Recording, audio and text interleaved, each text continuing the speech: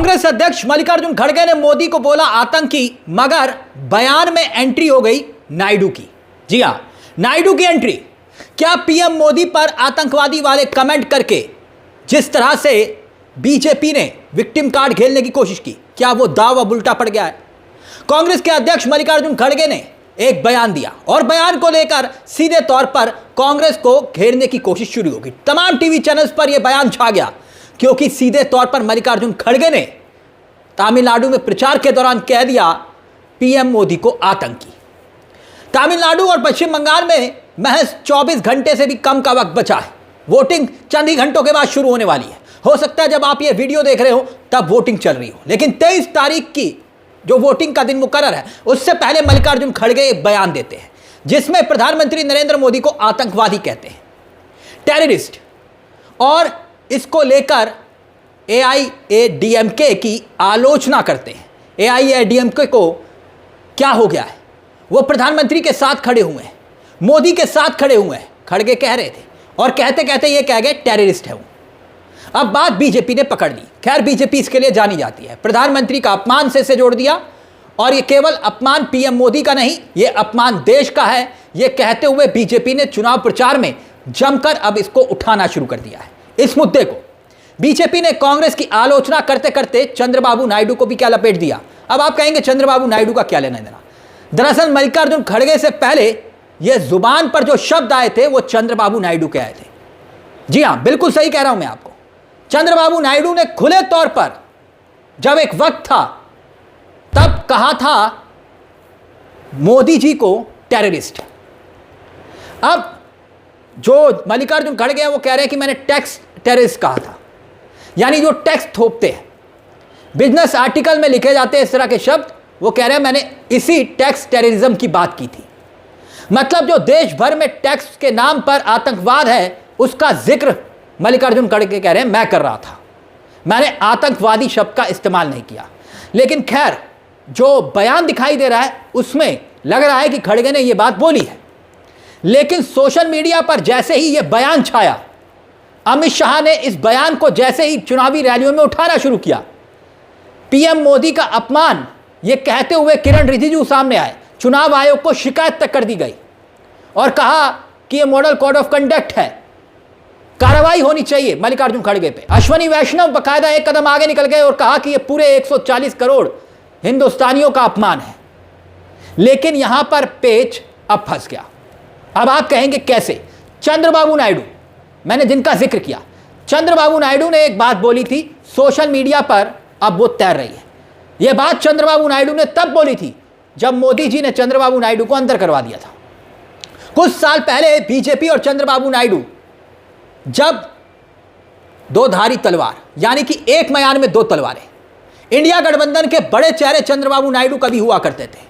तब वो सीएम नहीं थे, चंद्रबाबू नायडू विपक्ष की राजनीति किया करते थे और प्रधानमंत्री नरेंद्र मोदी के लिए ऐसे ऐसे शब्दों का इस्तेमाल उन्होंने किया।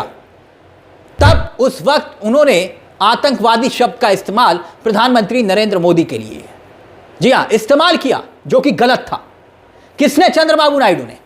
आज वही चंद्रबाबू नायडू प्रधानमंत्री नरेंद्र मोदी जी की घोर प्रशंसा करते हैं, परम मित्र बन गए। चंद्रबाबू नायडू ने मोदी को आतंकवादी कहा था। और तो और आप ये खबरें देख सकते हैं आपकी स्क्रीन पर। और तब प्रधानमंत्री ने उस वक्त चंद्रबाबू नायडू को जानते क्या कहा था? धोखेबाज, धोखेबाज कहा था। और ये खबर आपकी स्क्रीन पर, चंद्रबाबू नायडू ने अपने ससुर को धोखा दिया है। अब याद दिलाया जा रहा है पीएम मोदी को आतंकवादी कहना देश का अगर अपमान था तो चंद्रबाबू नायडू आज बैसाखी नंबर 1 है। मल्लिकार्जुन खड़गे ने पीएम को अपमानित किया है तो यही काम तो पहले चंद्रबाबू नायडू कर चुके हैं।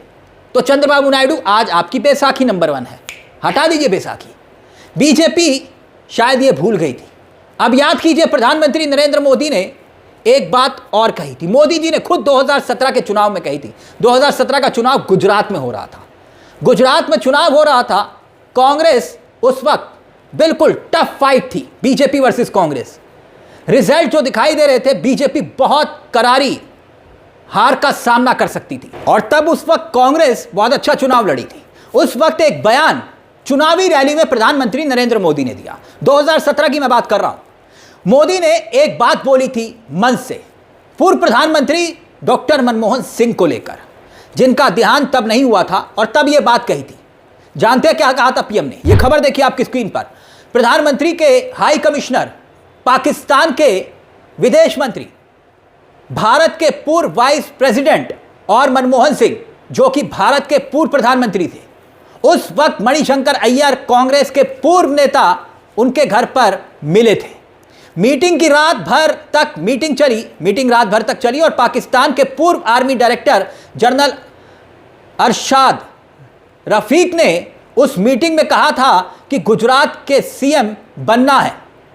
गुजरात का सीएम के तौर पर किसका नाम बढ़ाया था? अहमद पटेल की ताजपोशी करनी है। तो ये पाकिस्तान वाले गुजरात के सीएम क्यों तय कर रहे थे?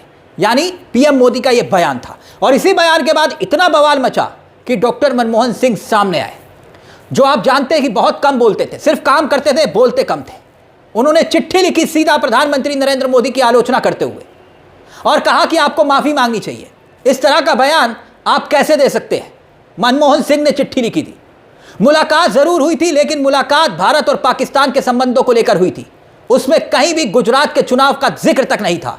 तब मनमोहन सिंह ने बहुत ही जबरदस्त तरीके से इस शब्दों की आलोचना की थी, जिसमें सीधे तौर पर पाकिस्तान से संबंधों को जोड़ने की कोशिश की गई थी। और यह खुद पीएम मोदी ने किया था। और अब ये लोग सवाल पूछ रहे हैं कांग्रेस के आईटी सेल वाले कि भाई ये बताएं कि आपने खुद पीएम रहते हुए पूर्व प्रधानमंत्री के लिए इस तरह के शब्दों का इस्तेमाल किया, उनको भारत के खिलाफ साजिश करने वाला बताया, और अब आप बात कर रहे हैं मल्लिकार्जुन खड़गे आपको टेररिस्ट कह रहे हैं। दरअसल है क्या, अब बीजेपी जो मुद्दा उठा रही है एक नैरेटिव सेट करने की कोशिश, और हर बार होता है। अगर आप देखें कोई भी चुनाव उठाइए, बीजेपी इस तरह का विक्टिम कार्ड जरूर खेलती है। चुनाव से पहले जब भी बीजेपी इस तरह का कोई मुद्दा उठाती है तो एक कोशिश सेट करने की कोशिश होती है कि मोदी को अपमानित किया जा रहा है। एक वक्त था कि जब इस पर वोट पड़ते थे, बीजेपी को लगता है कि अब भी पड़ते हैं। इस तरह के मुद्दों पर हेडलाइंस तो जरूर बनती है दोस्तों, लेकिन वोट नहीं पड़ते हैं। तब जबकि चुनाव अब महज चंद घंटों का वक्त बचा है, चुनाव पहले चरण की वोटिंग। अब ऐसे में वोटर वो डिसाइड कर चुका है कि उसको वोट कहां डालना है। तो वोट देने वाला वोटर जो पहले से तय कर चुका है, क्या वो इस बयान के बाद अपना नजरिया बदल लेगा? यह भी एक बड़ा सवाल है। खैर, इस पूरे मसले को लेकर आप क्या कहना चाहेंगे? जो कल तक खुद मोदी जी को आतंकवादी कहते थे, मल्लिकार्जुन खड़गे की बात नहीं कर रहा मैं, चंद्रबाबू नायडू की बात कर रहा हूं, वो आज पीएम मोदी की बैसाखी नंबर 1 है। यानी जो कल खुलकर मुखालफत करते थे मोदी जी की, उनके बयान आज फिर से जिंदा हो गए। तो मल्लिकार्जुन खड़गे से पहले चंद्रबाबू नायडू ने ही ऐसे शब्दों का इस्तेमाल किया था, और खुद पीएम मोदी ने पूर्व प्रधानमंत्री मनमोहन सिंह को लेकर कैसे शब्दों का इस्तेमाल किया वो भी हमने आपको बताया। इस पूरे मुद्दे को लेकर आपकी क्या राय है? अपनी राय हमें कमेंट बॉक्स में जरूर दीजिएगा। मुझे तिलक चावला को दीजिए इजाजत। एक छोटी सी दरख्वास्त, चैनल को सब्सक्राइब करना मत भूलिएगा। मंच आप ही का है, जहां हम सिर्फ खबर नहीं दिखाते बल्कि खबर के पीछे की खबर भी बताते हैं। नमस्कार, जय हिंद, जय भारत।